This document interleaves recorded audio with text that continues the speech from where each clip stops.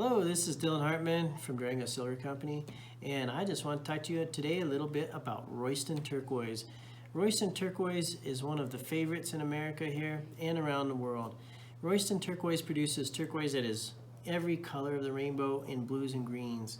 So you'll have baby blue Royston Turquoise all the way to deep blue Royston Turquoise, kind of a pale green all the way to a deep forest green Royston Turquoise, and sometimes you'll get brown Royston Turquoise and even white Royston Turquoise. And Royston is best known for its beautiful golden brown to yellow matrix.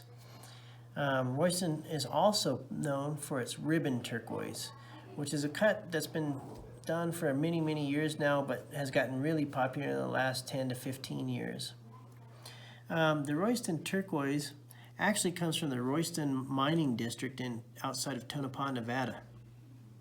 And that district used to have 4 different mines. It used to have the Bunker Hill, the Easter Blue, the Royal Blue, and then the Oscar Warend mine. And now all those mines have been consolidated, and mostly they're mining what they call high-grade hill, which is in the Royal Blue district of the mining district.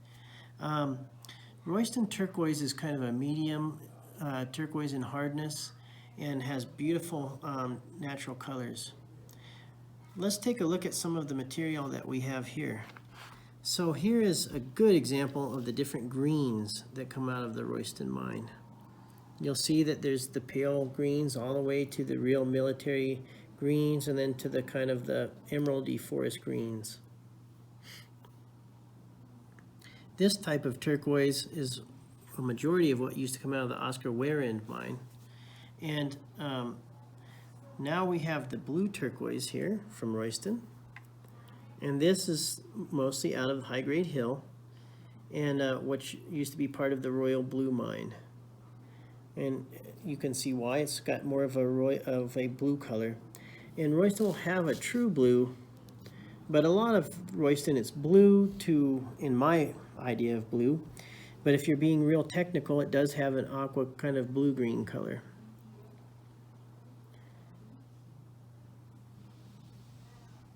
And if you ever see the Easter Blue turquoise that comes out of the Royston Mining District, which I don't have any here today to show you, it'll have even a really more true blue color, and sometimes it'll be a really deep, beautiful, almost not a navy blue, but a virgin navy blue with kind of a mahogany matrix. It's really beautiful material. The Royston mines are predominantly owned by the Otteson family. And the Royston used to be mined by Dean and Donna Otteson. And Dean unfortunately passed away a few years ago. And now, to my knowledge, the mine is in the hands of the rest of the family and Donna Otteson. And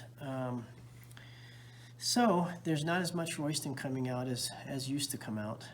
And it's very neat material to collect, and it's really sought after in jewelry.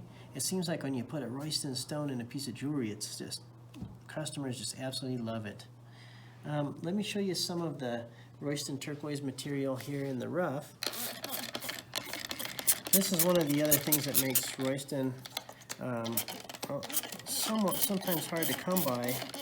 Is for stone cutters, it's kind of a more difficult material to work with, because when you get it, it's going to look something like this. And if you're not a seasoned stone cutter, you might look at this and say, well, what is that? It just looks like a bunch of rock with some blue specks in it. But this type of material, where there's not much material showing on the surface, that's usually the high grade. When you get into the big, let me see if I like this material here, the big, huge, thick veins, most times, and not all times, but most times, they're going to be more chalky and softer material, and they're not going to yield that grade of stones. They'll kind of be low to low grade stones when cut into cabochons. So when you're looking, if you're a cutter and you're looking to be cutting high grade natural turquoise, you want to be looking for material that has thinner veins. Like this is a really great example. That'll make wonderful cabochons if you have the knowledge how to cut them. Okay, I mostly try to buy that type of material myself. It's harder to cut. If you don't know what you're doing, you'll waste it all. But if you do know what you're doing, you'll get the best cabochons you've ever seen come out of a mine. Look at this beauty. That is a beautiful blue I love in Royston. This one's similar. Okay, and oops, here's another beautiful blue. And let me show you something else. This is something else that Royston is really famous for, and this isn't the best example, but an example. Royston is really known for the blue fading into the green, or some people call it polychrome turquoise.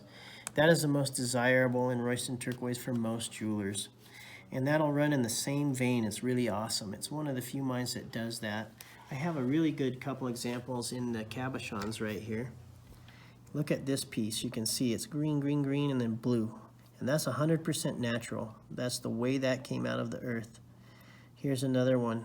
Beautiful stone, blue with green, almost a firework in there. There's another classic Royston blue pool in a green stone. And here, and look at this beauty. Mostly blue, but almost with like a glow of beautiful forest green. And this is why people love Royston turquoise, one of the reasons. I hope, oh, I forgot to touch on another thing. This turquoise mine is one of the other mines in the world where they found ancient Anasazi tools. And they think that the Anasazis were mining Royston turquoise and trading between South American tribes and North American tribes, turquoise for shells such as spiny oyster shell and the like. So that's another neat little piece of history I should have gotten there for sure.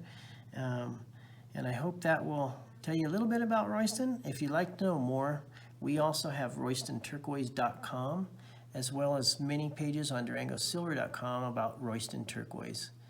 Thanks again for watching us, and if you enjoyed this, please like us and follow us. Have a great day.